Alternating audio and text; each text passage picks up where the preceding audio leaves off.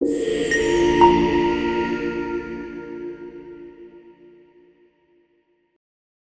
Friends, it's Abhay Rampal from excel settle board. आज की video में मैं एक ऐसी कंट्री के बारे में बात करने वाला हूं जिसका वीज़ा सक्सेस ऑलमोस्ट 99% है। अनलाइक ऑस्ट्रेलिया, कनाडा या इवन यूके, अगर आप इस कंट्री की रिक्वायरमेंट्स फुलफिल कर रहे हैं, कुछ बेसिक क्राइटेरिया अगर आप इस कंट्री का फुलफिल कर रहे हैं, तो आपके वीज़ा चांसेस 100% रहेंगे। सो एज इट इज़, इस कंट्री का प्रोसेस थोड़ा लेंथी है, थोड़ा हेक्टिक है, but at the end of the day आपके वीज़ा चांसेस इसमें 100% रहेंगे एंड इवन आपके फाइनेंशियल लॉस होने का भी चांस बहुत कम है।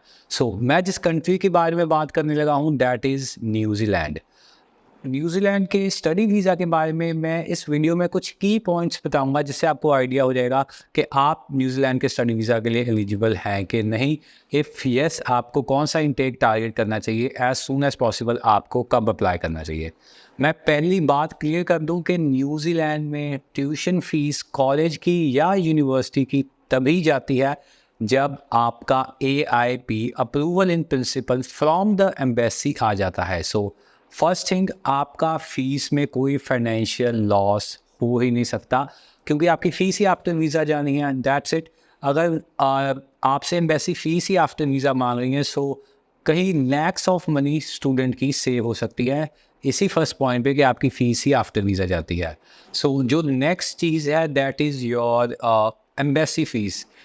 As it is we all know, Australia की एम्बेसी फ़ीस होती है अराउंड $30,000 to $33,600 होती है।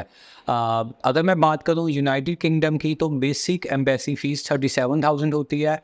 अगर आपने प्रायोरिटी लेनी है, आपको 24,000 और पे करने पड़ते हैं। सो बेसिकली यूके की आपकी एम्बेसी फ़ीस 62,000 तक पहुँच जाती है। अगर मैं बात करूँ न्यूजीलैंड की एम्बेसी फ़ीस, तो इनकी एम्बेसी फ़ीस है सिर्फ 375 न्यूजीलैंड डॉलर्स, जो अराउंड 16,235 रुपीज़ बनते हैं। सो एज इट इज़ ये 4 ईयर तक की एम्बेसी फ़ीस है। सो वहाँ पे जाके आपको कोई एक्स्ट्रा एम्बेसी फ़ीस नहीं देनी है। So that's the also main point कि आपको न्यूजीलैंड स्टडी वीज़ा कंसीडर करना चाहिए। सो अगर मैं बात करूँ हेल्थ इंश्योरेंस की या मेडिकल इंश्योरेंस की, यूके में ऑलमोस्ट अंडर ग्रेजुएट का मेडिकल इंश्योरेंस है, दैट इज़ अराउंड 1,80,000।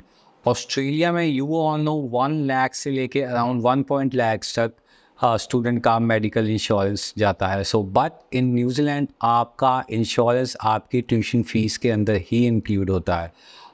किसी भी स्टूडेंट की 1 ईयर की tuition fees around under graduate course की $38,000 तक की होती है, that is around 15 lakh Indian rupees. एक साल की फ़ीस सिर्फ 15 लाख रुपए, दैट इज़ 7 लाख रुपीज़ पर semester. That is half of the cost of Australia. Australia की आधी कॉस्ट पे आप न्यूजीलैंड जाके स्टडी कर सकते हैं एंड कोई एक्स्ट्रा एक्सपेंसेस नहीं होते। कॉलेज और यूनिवर्सिटी इज़ सोलली रिस्पॉन्सिबल, वो अकेला रिस्पॉन्सिबल होता है आपकी ट्यूशन फ़ीस के लिए एंड आपके इंश्योरेंस के लिए एंड इवन आपके वीज़े के लिए। अगर मैं ओवरऑल पर्सपेक्टिव की बात करूं, अगर आप कनाडा से रिफ्यूज़्ड हैं, ऑस्ट्रेलिया से मल्टीपल टाइम रिफ्यूज़्ड हैं, New Zealand is the best option for you and you can even move to Australia जब आपकी न्यूजीलैंड में आपकी डिग्री कंप्लीट हो जाएगी या डिप्लोमा कंप्लीट हो जाएगा या आप पोस्ट स्टडी वर्क परमिट पे चले जाएंगे। सो इस वीडियो में मैं बताऊंगा कि कौन से स्टूडेंट्स न्यूजीलैंड के लिए एलिजिबल हैं। मैं लेवल्स भी डिस्कस नहीं करूंगा कि आप लेवल 5 के कॉलेज में जाइए, लेवल 6 के कॉलेज में जाइए, ये कॉलेज में पोस्ट स्टडी वर्क परमिट है, ये कॉलेज में आपको पोस्ट स्टडी वर्क परमिट नहीं मिलेगा। मैं बेसिक बता सकता हूँ कि कौन सी प्रोफाइल्स एलिजिबल हैं। अगर आपकी +2 2020 में हुई है, आइल्स में ओवरऑल 6 हैं with no less than 5.5, PTE की है overall 55 with no less than 50, आप एलिजिबल हैं न्यूजीलैंड के स्टडी वीज़ा के लिए। कुछ कंडीशंस हैं, आपके पास 6 महीने पुराने ऑलमोस्ट 33 लाख रुपीज़ होने चाहिए। अगर आपके पास 6 मंथ्स ओल्ड 33 लाख रुपीज़ नहीं है, कई कॉलेज ऐसे हैं जो आपको 3 या 4 मंथ्स ओल्ड में भी आपको EIP दिलवा देंगे, बट विद सोर्स, आपके फंड्स का सोर्स होना चाहिए। सो एकेडमिक्स क्वालिफिकेशन की बात करूँ, +2 में आपके अगर 50% से ऊपर है, you are good to go in your New Zealand study visa. अगर मैं बात करूँ जिन स्टूडेंट्स ने इंडिया में बैचलर्स की है, न्यूजीलैंड जाके मास्टर्स करना चाहते हैं, overall 6.5 with no less than 5.5, PT 60 विद नो लेस देन 55, एंड मास्टर्स के लिए आपके अकाउंट में 35 लाख होना चाहिए, जो कि 6 महीने पुराना हो। स्पॉन्सर यहाँ पे आपके मदर, फादर, आपके ग्रैंड पेरेंट्स, आपके मैटरनल ग्रैंड पेरेंट्स भी कर सकते हैं। सो अगर इन चारों के अकाउंट में 33 लाख रुपीज़ हैं, you are good to go with New Zealand study visa. Multiple sponsors भी कर सकते हैं, 3 स्पॉन्सर एक स्टूडेंट को स्पॉन्सर कर सकते हैं फॉर हिज न्यूजीलैंड एजुकेशन।